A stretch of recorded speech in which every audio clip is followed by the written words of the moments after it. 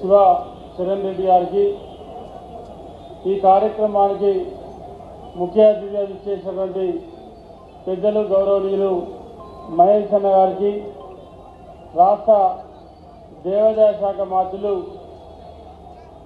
సోదరిమణి సురేఖ గారికి, మరి ఇప్పుడే వేదిక మీద వచ్చినటువంటి పెద్దలు గౌరవనీయులు మధు యాష్ గౌడ్ గారికి, హనుమంతరావు గారికి, అనిల్ కుమార్ యాదవ్ గారికి, రోహిత్ గారికి, రాజ్ ఠాకూర్ గారికి, రామ్మోహన్ రెడ్డి గారికి, నారాయణ రెడ్డి గారికి, వేదిక మీదటువంటి గౌరవ పెద్దలకు, ఈ కార్యక్రమంలో పాల్గొన్నటువంటి తెలంగాణ రాష్ట్రంలోటువంటి అన్ని మండల కేంద్రాల నుంచి వచ్చినటువంటి మండల్ పార్టీ యూత్ అధ్యక్షులకు, కార్యవర్గానికి, యువ నాయకులకు, పాత్రికేయ మిత్రులకు అందరికీ నా నమస్సుమాంజలు తెలియజేసుకుంటూ, మరి ఇవాళ చాలా సంతోషం. ఎందుకంటే ఇవాళ ఏ రాజకీయ పార్టీకైనా మరొక దిక్సూచి యువ నాయకత్వం.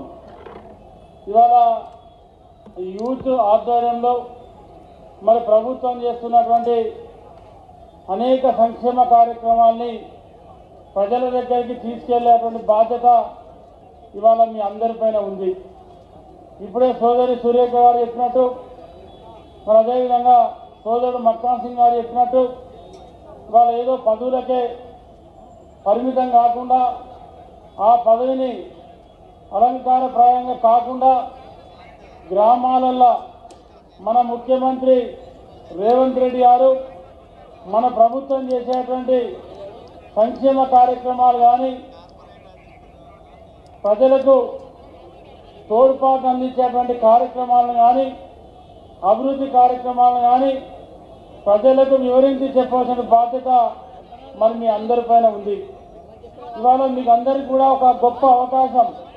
ఎందుకంటే ఇవాళ మేమంతా కూడా మరి యూత్ నుండి, మండల స్థాయి నుండి ఇవాళ శాసనసభ్యునిగా నేను కాగలిగిన పెద్దపల్లి నియోజకవర్గం నుండి రెండోసారి అంటే అది నిజంగా కూడా మరి ఆనాడు నేను మండల్ యూత్ అధ్యక్షుడిగా, ఉమ్మడి కరీంనగర్ జిల్లా యూత్ అధ్యక్షుడిగా మరి అనేక యూత్లో పదవులు చేపట్టి మరి అనేక కార్యక్రమాలు చేసి, అనేక పోరాటాలు చేసి ఇవాళ మీ ముందు ఈ వేదిక మీద నిలబడగలిగినామంటే ఆనాడు మరి యూత్ ఆధ్వర్యంలో చేసినటువంటి కార్యక్రమాల ద్వారానే మరి నాటువంటి ఎంతోమందికి ఇవాళ గుర్తింపు వచ్చింది. ఇవాళ మీరు కూడా మరి గతంలో పనిచేసినటువంటి శివసేనారెడ్డి గారు కూడా మరి ఎన్నో కార్యక్రమాలు చేశారు. వారికన్నా ముందు అనిల్ యాదవ్ గారు కూడా ఎన్నో కార్యక్రమాలు చేశారు.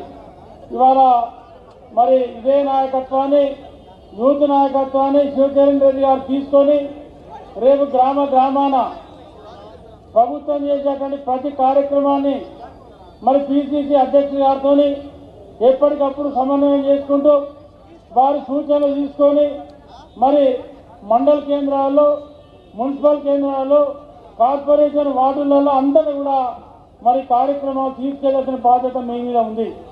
ఇవాళ ఒకటి కాదు, రెండు కాదు, మన ప్రభుత్వం వచ్చిన ఈ 14 నెలల్లో దాదాపు 10 సంక్షేమ కార్యక్రమాలను మన ప్రభుత్వం చేపట్టింది. మీకు అందరికీ తెలియంది కాదు. మరి వాళ్ళ చాలామంది మాట్లాడుతూ ఉన్నారు కాంగ్రెస్ ప్రభుత్వం ఏం చేసిందని చెప్పి. ఇవాళ నిరుద్యోగులకు దాదాపు 52,000 పైచీలకు ప్రభుత్వ ఉద్యోగాలుగా నియామకాలు చేసింది కాంగ్రెస్ ప్రభుత్వం, మన ముఖ్యమంత్రి రేవంత్ రెడ్డి గారు. మరి అదే కాకుండా ఈ రాష్ట్రంలో మరి ఆనాడు గ్రామీణ ప్రాంతాలలో ఏ గ్రామానికి వెళ్ళినా ఇవాళ కరెంటు బిల్లులు కట్టి మరి అప్పటి ప్రభుత్వం ఏదైతే 6 నెలలకు ఒకసారి, సంవత్సరానికి ఒకసారి ఇంటికి 3,000, 4,000, 5,000, 6,000 డిపాజిట్ల పేట వసూలు చేసి అవి కట్టకపోతే పేద ఇళ్లకు సర్వీస్ అయిన కట్ చేసి అనేక ఇబ్బందుల పాలు చేస్తే ఇవాళ మన ప్రభుత్వం చెప్పింది 6 గ్యారంటీలలో 200 యూనిట్ల కరెంటు ఫ్రీ ఇస్తామని చెప్పి ఇవాళ తెలంగాణ రాష్ట్రంలో దాదాపు 80% ఇళ్లకు ఇవాళ ఫ్రీ కరెంట్ ఇస్తా ఉన్నాం. డిపాజిట్ అడుగుతలేదు ప్రభుత్వం. మరి డిపాజిట్లను కూడా ఈ రాష్ట్ర ప్రభుత్వం, కాంగ్రెస్ ప్రభుత్వం పేదల ఇళ్ల కరెంటు బిల్లు కడతా ఉంది. మహిళలకు ఈ రాష్ట్రంలో ఎక్కడికి వెళ్ళినా, ఎక్కడికి ప్రయాణించినా ఫ్రీ ఆర్టీసీ బస్సు మరి ప్రయాణాన్ని కల్పించింది. అదే కాకుండా ఆరోగ్యశ్రీ 5 లక్షలు ఉంటే రాజీవ్ ఆరోగ్యశ్రీగా 5 లక్షలు పెంచి 10 లక్షలు ఇస్తా ఉన్నాం. దాంతోపాటు 500కే ఇవాళ మరి ప్రతి పేద ఇంటికి గ్యాస్ను అందిస్తూ ఉంది కాంగ్రెస్ ప్రభుత్వం, మన ముఖ్యమంత్రి రేవంత్ రెడ్డి గారు.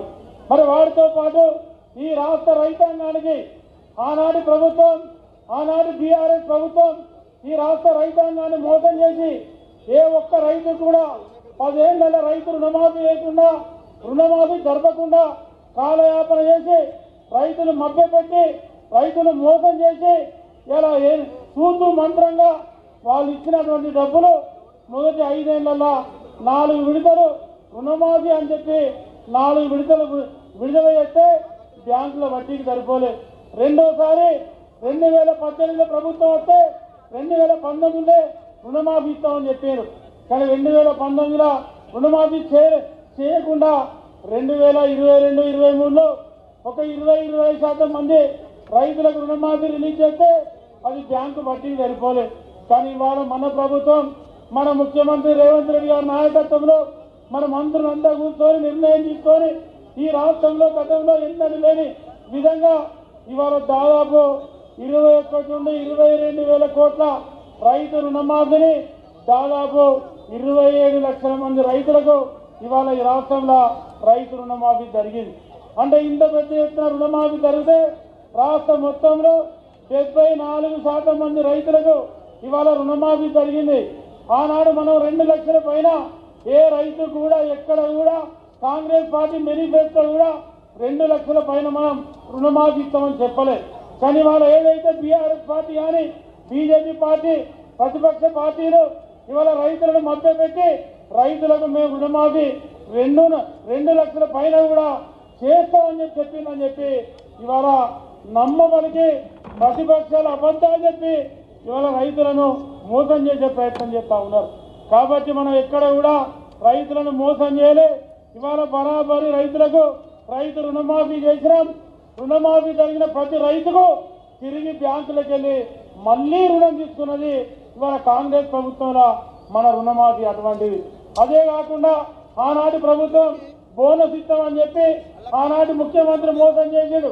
కానీ ఇవాళ మన ప్రభుత్వం, మన ముఖ్యమంత్రి బాగా ఎన్నికల కన్నా ముందు రైతులకు బోనస్ ఇస్తామని చెప్పి ఇవాళ పోయిన వర్షాకాలం పంటలు, మొన్న వేన వర్షాకాలం పంటలు రైతులకు చెప్పి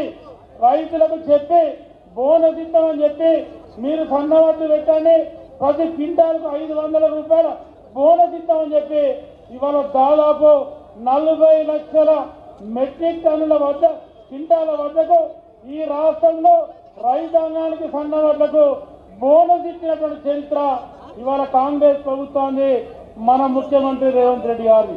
అదే కాదు ఇవాళ ఏదైతే మొన్న కూడా 4 గ్యారంటీలతోని ప్రజాపాలనతో ముందుకెళ్లి పేద ప్రభుత్వం 10 ఏళ్లలో ఒక్క పేదవానికి రేషన్ కార్డు ఇవ్వలే, ఒక్క పేద ఇంటికి రేషన్ కార్డు ఇవ్వలే.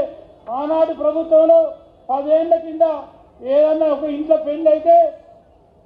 పెళ్ళై ఆ కోడలు ఇంటికి వస్తే 2 పిల్లలైతే ఆ ముగ్గురికి ఇప్పటి వరకు కార్డులు లేదు. కానీ మొన్న మన ప్రభుత్వం అవకాశం కల్పించింది.